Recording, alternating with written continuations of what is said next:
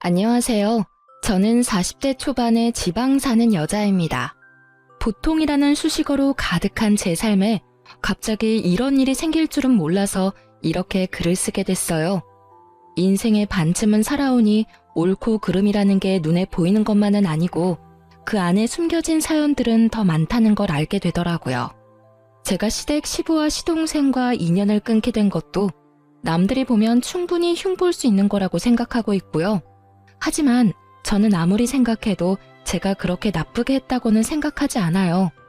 여기 글을 쓰는 것도 정말 제가 잘못했나 싶은 마음이 들어서 다른 사람들의 의견을 들어보고 싶은 마음에 고민하다가 결정하게 된 거거든요. 저와 남편은 대학 동기로 캠퍼스 커플이었어요. 많은 커플들이 사회생활에 들어가면 헤어졌지만 저는 남편과 계속 함께했고 그 덕에 결혼까지 하게 됐죠. 결혼 후 아이를 낳고 둘이 열심히 번 돈으로 지방에 있는 아파트를 자가로 사서 들어갈 정도였으니 저희도 열심히 살아온 것은 틀림이 없었어요. 결혼 때 친정은 기댈 수도 없을 정도로 힘든 상태였고 시댁도 시모 혼자 돈을 벌어서 사느라 지원을 받을 수도 없는 상황이었어요.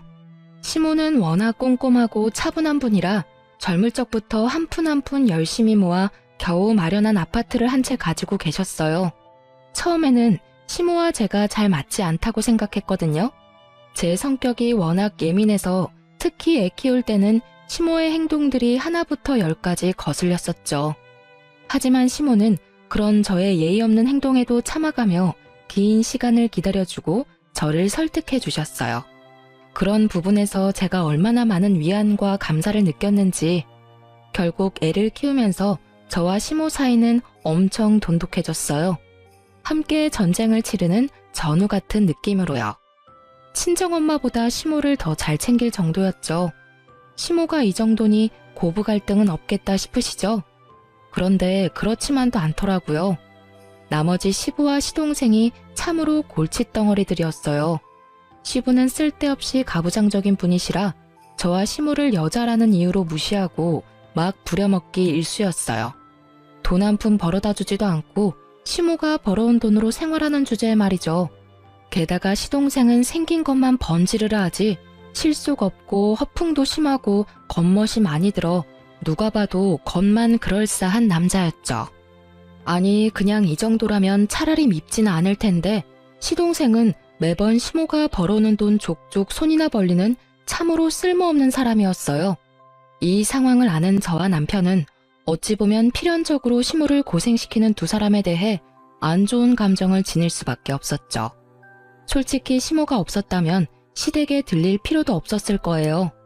제가 시부와 시동생에게 철저하게 실망하게 된 건 남편과 결혼한 지 8년이 넘어갈 때쯤이었어요. 그 해에는 남편과는 나이 차이가 많이 나는 시동생이 결혼을 이야기를 꺼냈죠.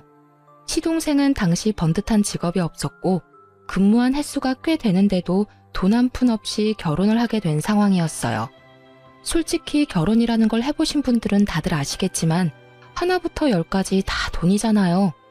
저는 친정이 그리 잘 살지 못해서 그렇게 할 엄두도 못 냈지만 남편은 워낙 태생이 단단한 사람이거든요. 그런 사람 있잖아요. 주머니에 돈 들어가면 잘 안 나오는 사람.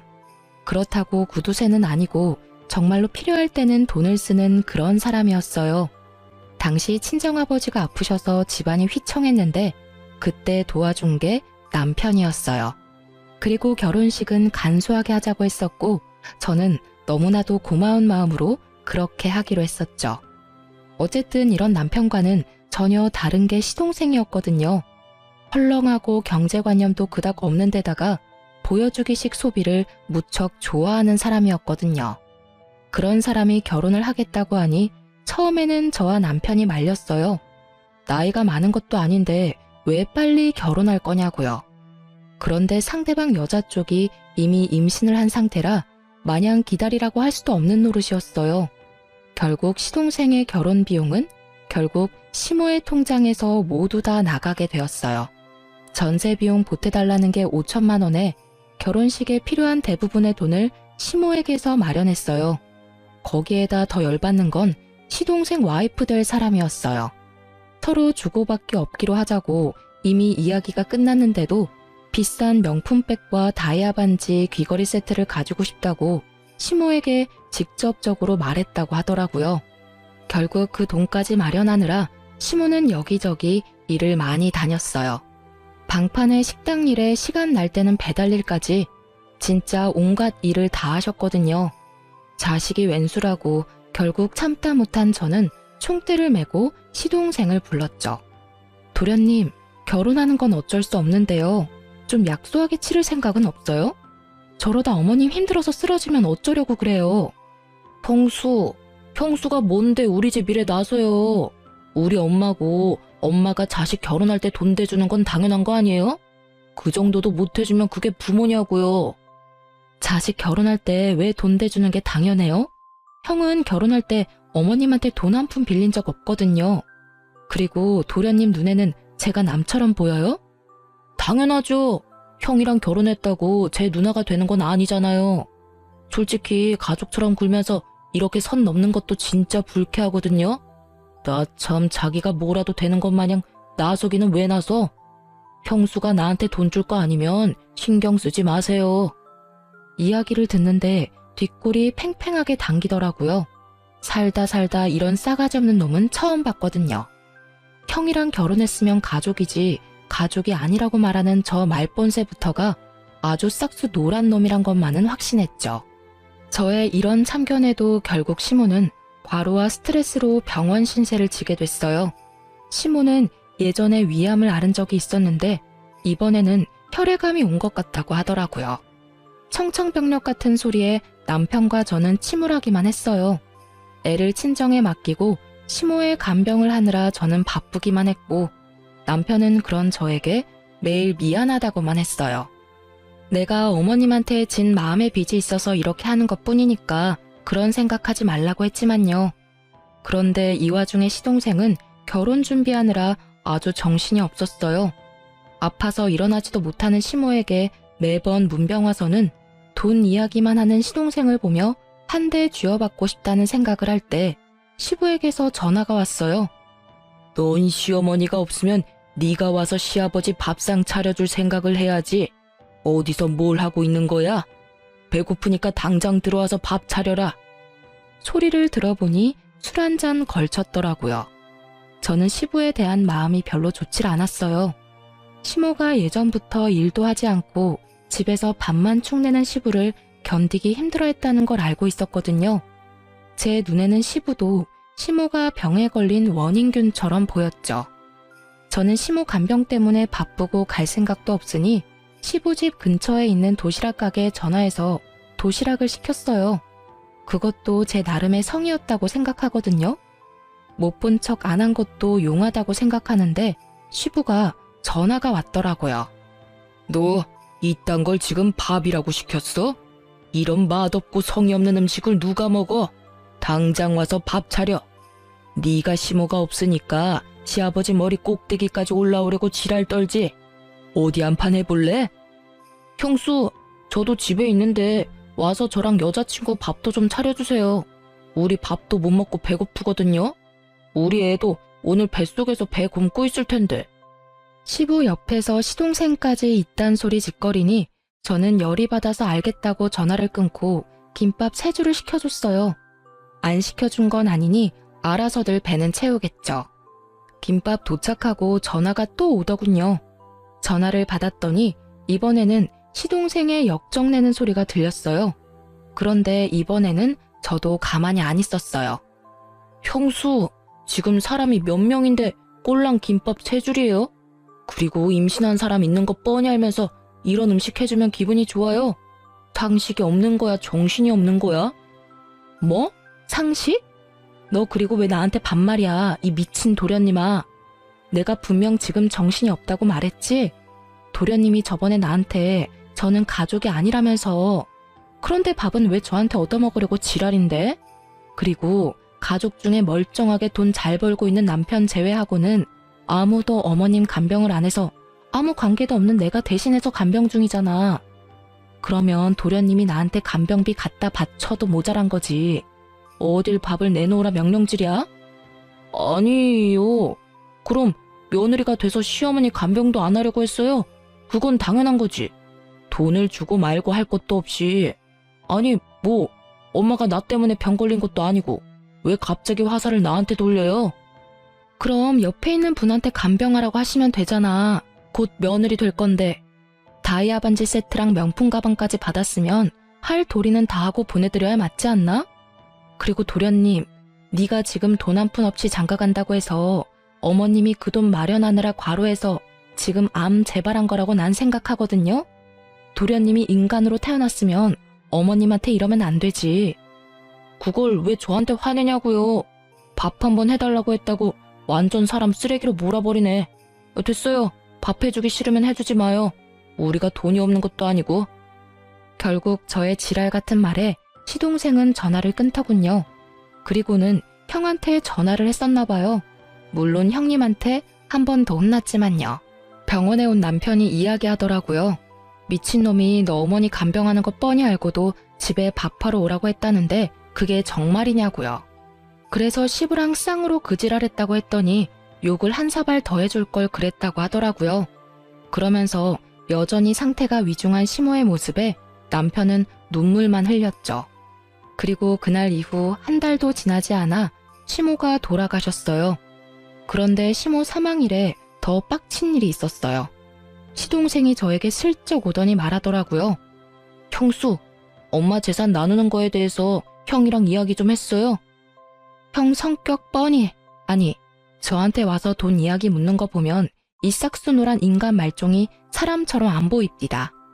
어머니 돌아가신 지 몇 시간이나 됐다고 돈 이야기를 꺼내요.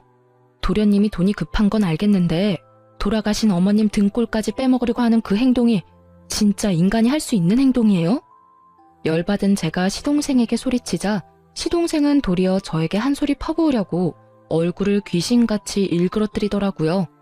저도 지지는 않을 생각으로 눈 부릅뜨고 있었는데 결국은 주위에서 시동생을 보며 수군거리자 입을 꽉 닫더군요. 그 길로 시모 보내는 길 내내 썩은 표정 지어서 저는 또 열이 받았어요.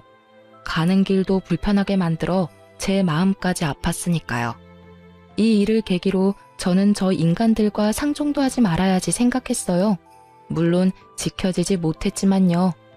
저는 시모가 돌아가시면 재산 정리가 깨끗하게 될 거라고 생각했어요. 유산이라고 해봐야 아파트와 통장, 보험금 뿐이었으니까요. 그런데 그게 생각 외로 복잡하게 돌아가는 일이 생겼어요. 시모 명의로 된 아파트에 담보대출이 설정되어 있더라고요. 일단 아파트가 남편 앞으로 상속은 되는데 온전히 아파트로 받으려면 그 돈을 갚아야 하더라고요. 그 돈을 못 갚으면 아파트를 팔아서 그 대출금을 마련해야 하는 거고요. 아파트는 6억이 좀 안 되는데 대출은 2억 7천 정도였어요. 거의 반값이었죠. 남편과 저는 시모가 이 큰 돈을 어디에 썼나 싶더라고요. 그 와중에 시동생은 아파트 빨리 팔고 자기 몫으로 반을 달라고 아우성이었고요. 남편은 일단 그 내역이 뭔지 모르고 시모가 급히 돈이 필요해졌었을 거라고 잠정적으로 생각하고 시동생에게 딱 절반씩 나누자고 했죠. 그런데 그때 시부가 굉장히 뺀질거리면서 나서더라고요. 나도 오랫동안 같이 살았으니 그 돈에 권리가 있는 거 아니냐? 젊은 것들이 뻔뻔하게 어른을 빼놓고 이야기하는 건 좀 아니지. 재산은 나 포함해서 셋이서 나눠야지. 시부의 그 말에 남편이 코웃음 치며 말하더라고요. 진짜 남편도 아니면서 무슨 권리로 그런 이야기를 합니까? 어머니랑 아저씨가 조금이라도 금술 좋은 부부처럼 살았다면 제가 아저씨한테 하나라도 더 챙겨드렸을지도 모르죠.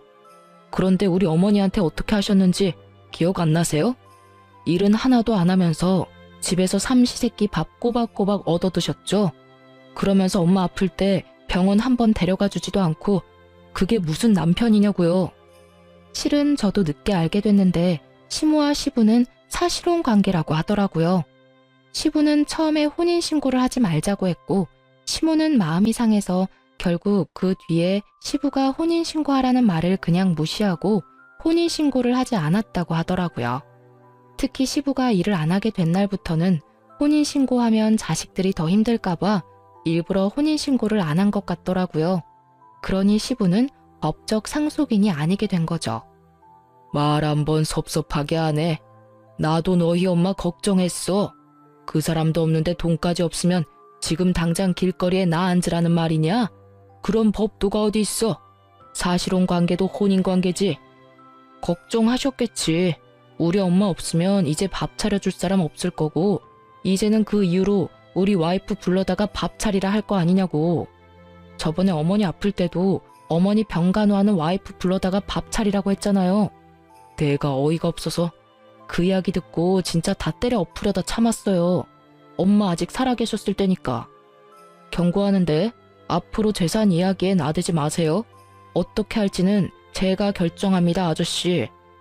결국 시부는 남편 말에 열받았지만 대꾸는 못했죠. 자기도 이리저리 찾아봤을 거예요. 사실혼 관계라는 것만으로는 아무것도 받을 수 있는 게 없다는 걸 알았겠죠. 시부는 남편과 대화가 통하지 않으니 시동생을 이용하려 하더군요. 며칠 뒤 부동산에서 연락이 왔어요. 동생분이 너무 재촉하는 바람에 이쪽도 곤란한데 금매라면 더 싸게 내놓을 생각 없냐고요. 저와 남편은 그때 시모 유품을 정리 중이었거든요.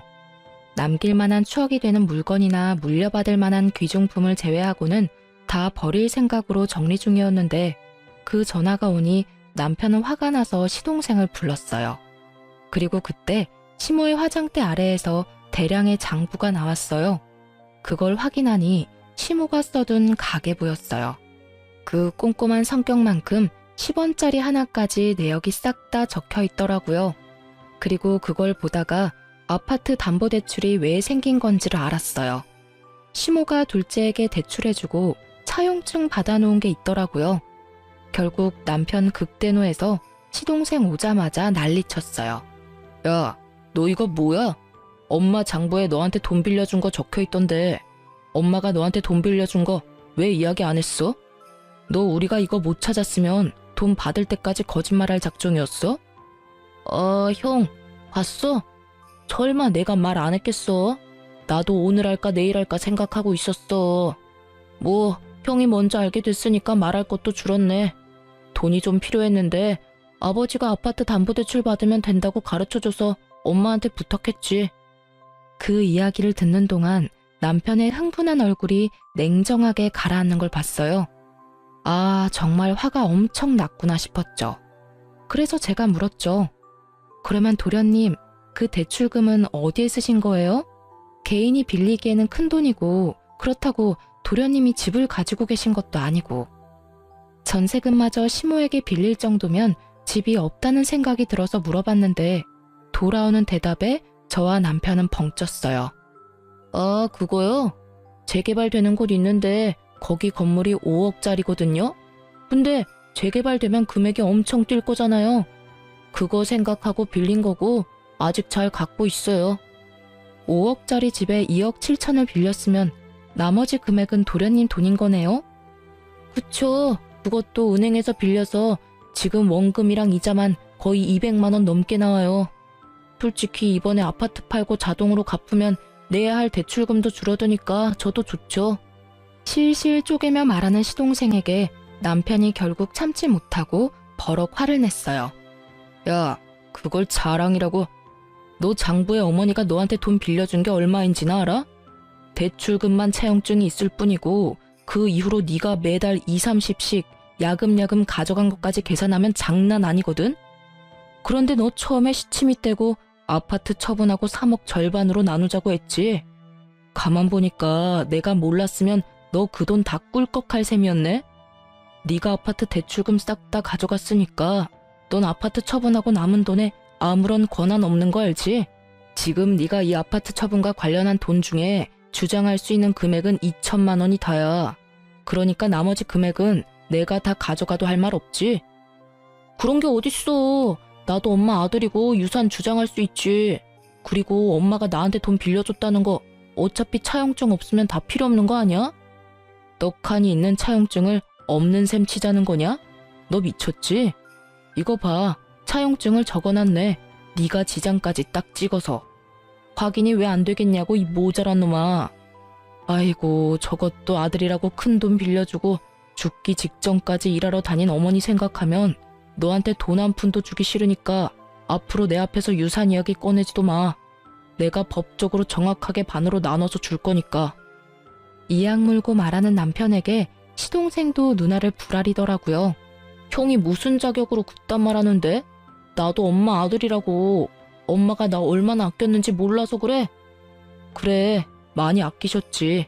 막내라고 아주 오냐오냐 했더니 네가 이렇게 미친놈처럼 위아래도 모르고 똥인지 된장인지도 찍어 먹지 않으면 모를 놈으로 자랐지. 네가 언제부터 엄마 그렇게 생각했어?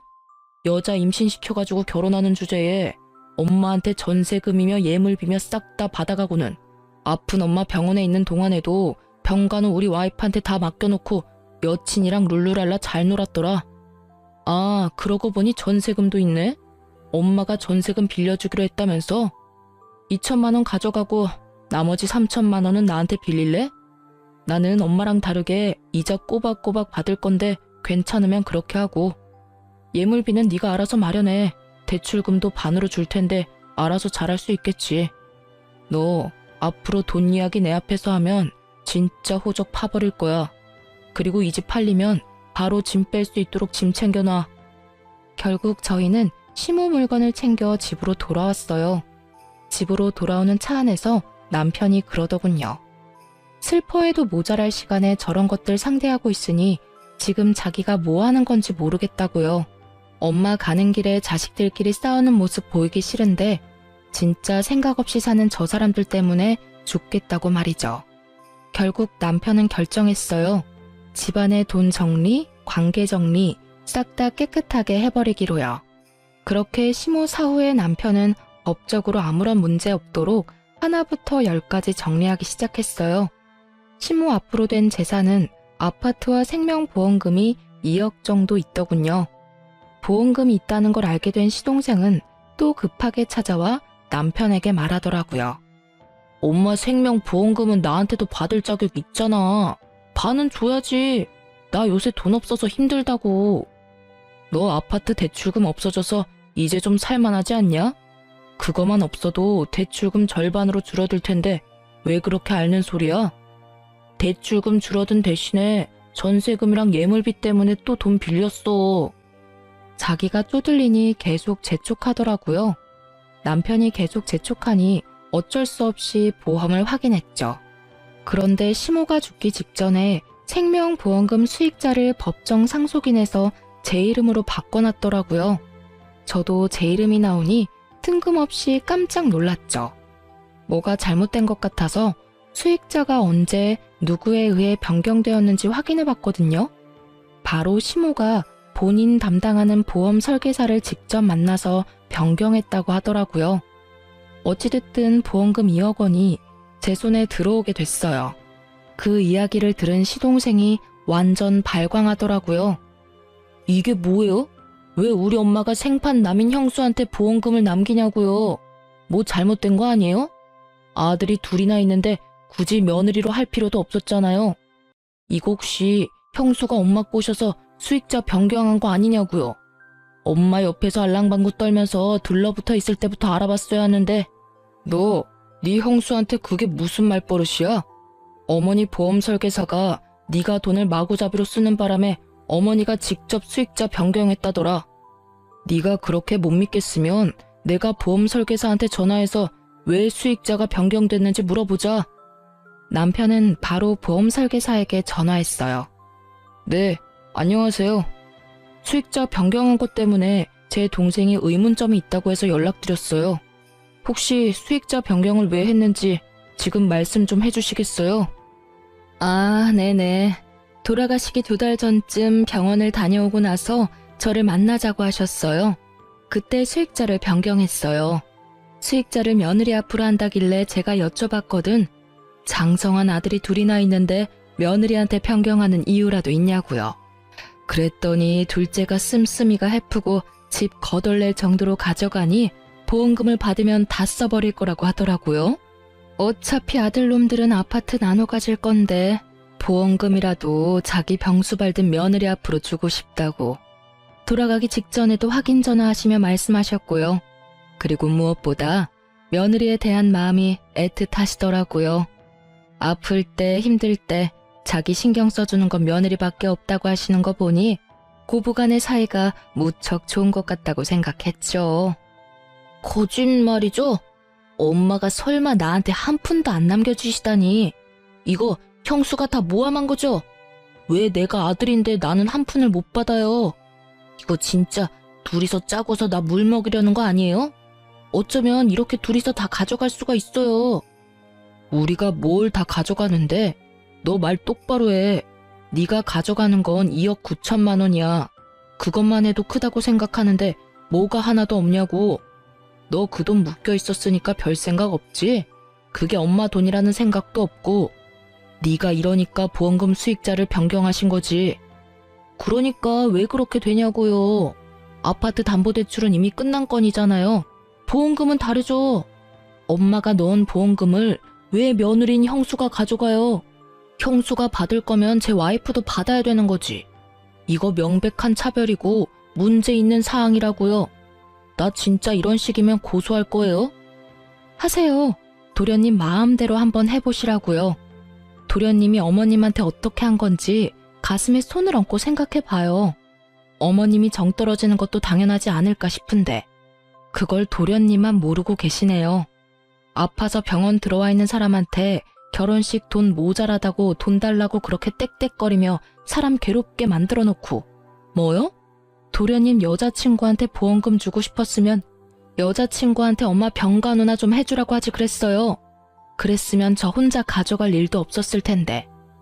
아니 도련님이고 시아버님이고 어떻게 아픈 어머님을 그런 식으로 대할 수 있어요? 어머님이 식모예요? 어머님이 돈 뽑는 기계냐고요.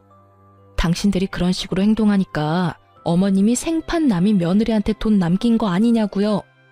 어깨 위에 있는 게 장식이 아니면 생각들 좀 하시라고요.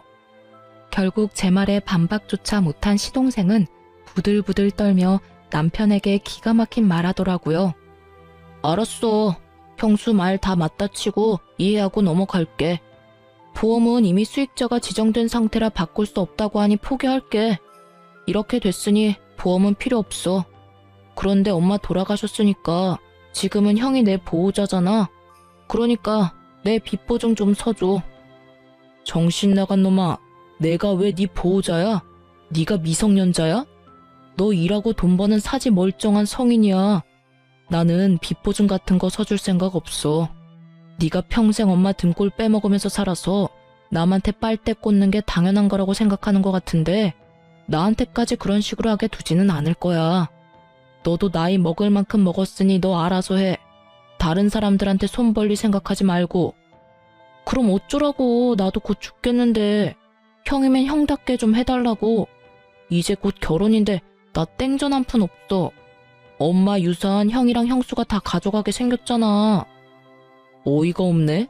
왜 내가 다 가져가. 너도 가져갔잖아. 아파트 담보대출 빼면 안 되지. 그리고 아파트 집값 떨어져서 제값 못 받으면 너한테 돈 더 받을 거니까 그렇게 알고 있어. 그리고 우리가 그때 생각하지는 못했는데 어머니 아파트 상속받으면서 내야 하는 상속세, 증여세 같은 거는 정확히 반 나눠서 낼 거니까 그렇게 알고 있어. 네가 가져갈 돈이 있으려나 모르겠네. 세금은 다 나눠서 내야 하니까. 세금 이야기까지 꺼내니 갑자기 시동생 입이 꽉 다물어지더라고요. 거기까지는 생각도 못한 것 같더라고요. 그저 자시 앞일에만 급급해가지고 어떻게든 시모의 유산을 가지고 가려던 것 같았는데 제대로 되지 않아 짜증을 냈어요. 솔직히 이쪽도 이쪽대로 화는 났죠. 어디 형한테 빚보증을 서달라는 말을 해요? 남편 같은 사람에게 그런 말은 인연 끊자고 하는 말과 다를 바가 없거든요. 결국 시동생에게는 따로 주어질 유산이 더는 없었어요. 그렇게 남편은 집 팔리기 전에 짐이나 싸서 신혼집으로 가라고 했죠. 신혼집이 제대로 계약이 됐는지는 모르겠지만요. 그리고 이 모든 이야기를 곁에서 보고 듣던 시부는 남편 말에 고개만 끄덕이고 있더라고요.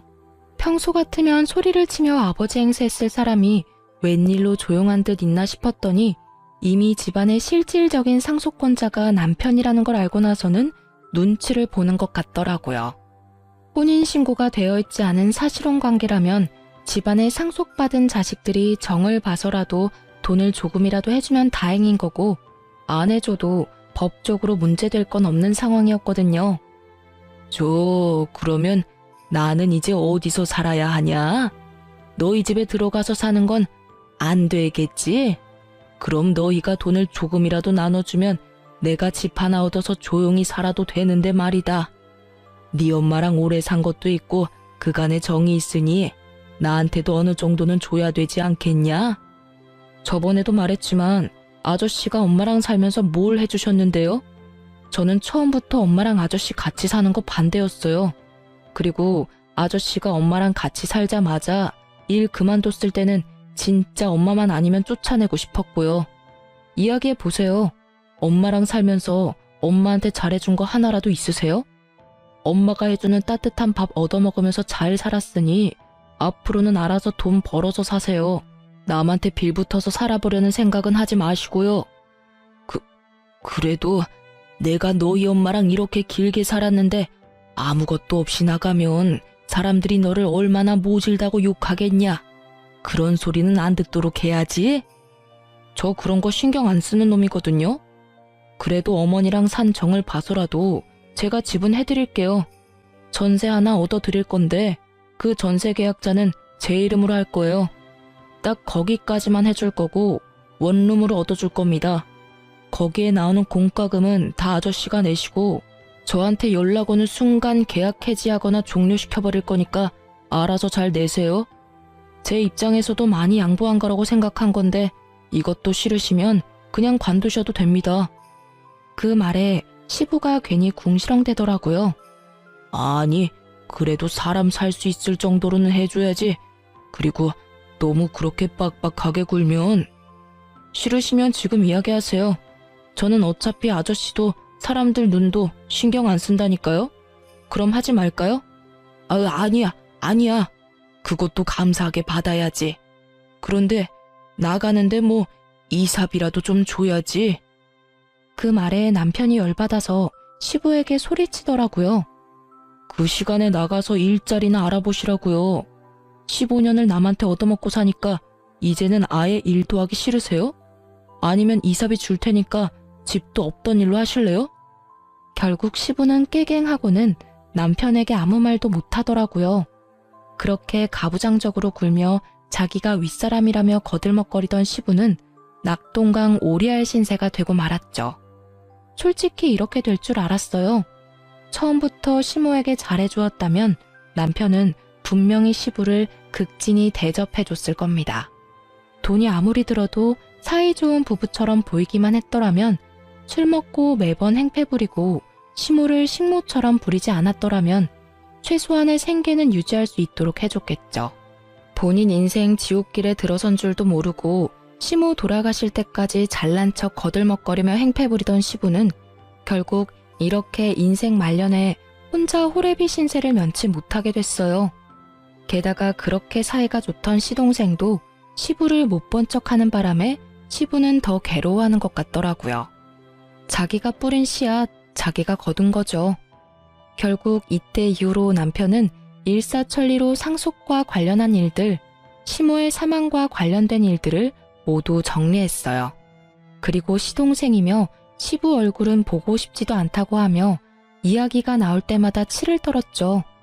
그래도 어머니 생각이 많이 났는지 납골 땅은 자주 들르더라고요. 그렇게 조금씩 시모의 빈자리가 차츰차츰 메워질 때쯤 시동생이 매우 급한 일로 저희 집을 찾아왔더라고요. 남편이 정말 싫어하는 얼굴을 했지만 결국에는 집 안으로 들여 이야기라도 들어보자고 했어요. 형, 진짜로 좀 도와줘. 나 파산하기 일부 직전이야. 무슨 소리야? 너 아파트 처분해서 대출금 줄었잖아. 그게 아직 몇 달 지나지도 않았는데 뜬금없이 웬 파산인데? 들어봐. 내가 그때 2억 7천 주고 산 건물 기억하지? 내가 그거 진짜 정확한 정보로 산 건데 재개발 코앞에서 엎어졌어. 지금 그거 완전 허름하고 수익도 나지 않는 건물이라 사려는 사람조차 없어. 그 이야기를 듣는 남편의 미간이 찌푸려지더라고요. 이미 이야기 처음부터 남편의 심기를 건드리는 말들이 나왔거든요. 그럼 질질 끌 게 아니라 팔아야지. 헐값이라도 팔아야지. 본전 보고 판다는 생각을 하니까 대출 원금의 이자까지 아직 나가고 있는 거 아니야? 나도 그 생각했지. 팔려고 했는데 산다고 전화 온 사람들 전부 다 가격을 완전 후려쳐서 부르는 거야. 본전은 못 돼도 어느 정도 선이라는 게 있잖아. 근데 반값 이하로 부른다니까? 지금 그 건물에 들어간 대출 원금보다 싸게 부르면 내가 불이익이잖아. 그래서 팔지도 못해. 근데 너 그 건물 아파트 담보대출 자동으로 갚아지면서 대출금 반은 사라지지 않았어? 근데 왜 대출금 내느라 똥줄이 빠지는데? 내는 원금이 줄었으면 100만 원 정도가 세이브 될 건데? 아, 그거? 사실은 그 옆에 있는 건물도 재개발된다고 해서 대출 땡겨서 샀거든. 정말 작은 건물인데 쓸만한 땅이야. 그것도 재개발이 될 줄 알았는데 안 됐더라고. 그래서 그것도 팔아야 하는데 그건 더 안 나가. 그 이야기를 듣는 저와 남편은 고개를 절레절레 저었어요. 이건 뭐 스스로 자기 무덤 연락에 파고 있으니 도와줄 수가 없겠더라고요. 솔직히 그 돈이 생활비로 나가서 빌린 돈이라면 갚아줄 생각도 있었어요. 살다 보면 그런 일도 있잖아요. 애가 생기고 갑자기 가게 지출비가 늘어나는데 모아놓은 돈은 없고, 그렇게 빌렸다면 정말 저도 도와줄 생각이 있었는데 또 재개발 환상에 빠져서 쓰러져가는 건물을 샀을 줄이야. 생각지도 못한 이유에 저는 맥이 탁 풀려버렸어요. 차라리 파산하고 개인회생을 신청하는 게 본인에게는 좋은 일이 아닐까 하는 생각도 들었을 정도였죠. 형수, 제발 나 좀 도와줘요. 어차피 형수 앞으로 엄마 보험금 나왔잖아요. 그거에다 형이 받은 아파트 처분한 돈이면 넉넉하잖아요. 한 1억? 아니, 1억 5천 정도만 빌려줘요. 저 건물 팔리면 갚아줄 테니까. 제가 왜 그 돈을 갚아줘야 해요? 그리고 어머님이 남긴 피 같은 돈, 그런 곳에 쓰고 싶지도 않아요. 아니, 도대체 무슨 자격으로 어머님 목숨값을 달라고 여기 와서 돈을 빌려달라고 할 수 있어요? 그리고 저는 잊지 않았어요. 도련님이 저한테 하신 말씀요. 생판 남인 저한테 가족이 아니라고 하셨죠? 도련님이 저를 가족으로 생각하지 않았으니 저도 도련님을 가족으로 생각 안 해요. 저는 어머님이랑은 달라서 도련님한테 돈 다 줘가면서 일 해결하도록 두지는 않을 거예요. 정말로 그 딱한 사정을 어떻게든 하고 싶었다면 일단 푼돈에라도 그 건물들 팔고 그 돈으로 원금 갚은 뒤에도 힘들면 찾아와야죠. 그 건물은 있는 대로 놔두고 싶고 돈은 돈대로 쪼들리니까 누군가에게 편하게 빌리고 싶고, 그런 생각하면 어디에서도 도련님 도와줄 사람 못 찾아요. 그때 일을 아직까지 마음에 두고 있었어요? 화 풀어요. 남이라고 한 거는 그냥 화가 나서 던진 말이고, 형님 와이프면 우리 조카 엄마인데 내가 설마 형수님을 정말 남으로 생각했을 리가 없잖아요. 그리고 푼돈으로 그 건물 파는 건 절대로 말이 안 되죠. 솔직히 재개발이 엎어졌다고는 하지만 또 언제 재개발 구역에 포함될지 모르는 일이고, 재개발되고 나면 그 일대도 땅값 오를 테니까 그때까지만 잘 버티면 돈 더 벌 수 있는데, 그때까지 버틸 수 있을 만큼의 돈이 있는 사람들에게나 해당되는 일이잖아요. 지금 당장 죽고 못 살겠다며 형한테 달려오는 사람이 무슨 미래를 말하는데요? 지금 당장 도련님한테 미래가 있긴 해요. 그거 못 팔면 우리는 도와줄 생각 없어요. 그런 제 말에 시동생은 도리어 저와 남편을 이해가 안 된다는 표정으로 바라보더라고요. 본인만의 생각이 너무 확고해서 다른 사람 의견은 귀에 들어오지도 않는 중증이었어요. 아, 너 이러는 거 네 와이프도 알아? 애도 곧 있으면 태어난다고 하지 않았어? 예정일이 다음 달인가 그랬던 것 같은데. 와이프는 얼마 전에 집 나갔어. 전셋집도 자기가 생각하는 만큼 못 가졌다고 엄청 싫어했는데 결혼식 할 때 쓸 다이아 반지 세트랑 명품백도 원하는 거 못했거든. 돈이 너무 없어서. 엄마 돌아가시고 나면 유산 나오니까 그걸로 하면 된다고 달랬는데 유산이 없었잖아. 아파트는 내 대출금에 깎여버리고 보험금은 형수가 수익자가 돼서 한 푼도 받은 게 없으니까. 그 이야기하고 다음날 집 나갔어. 이야기를 들어보니 그 여자도 남편이 집에 돈이 좀 있다고 생각하고 시집 온 것 같더라고요. 그런데 알고 보니 완전 빈털터리에 빚만 가득하다는 걸 알고는 빚이 자기한테 넘어오기 전에 튄 걸로 보이더라고요. 솔직히 여자가 야가 빠졌다는 생각을 하기는 했는데 시동생 꼴이 저 모양이니까요. 저런 남자와 결혼하면 평생이 가시밭길 아니겠어요? 그런 여자의 선택을 야속하다 할 수도 없는 노릇이죠. 그런데 그 여자가 참으로 약삭빠르게 결혼식을 하면서 비걱거리니까 혼인신고를 안 했대요. 시동생이 무슨 사고를 쳐도 그 여자에게는 아무런 문제도 없겠죠. 참 장가 잘 갔다는 생각을 했어요. 우리는 알려주지 못하는 인생의 쓴맛을 그 여자가 알게 해주었으니 말이죠. 큰 인생 경험을 한 시동생이었지만 결국 그런 큰일에도 크게 변함은 없었습니다.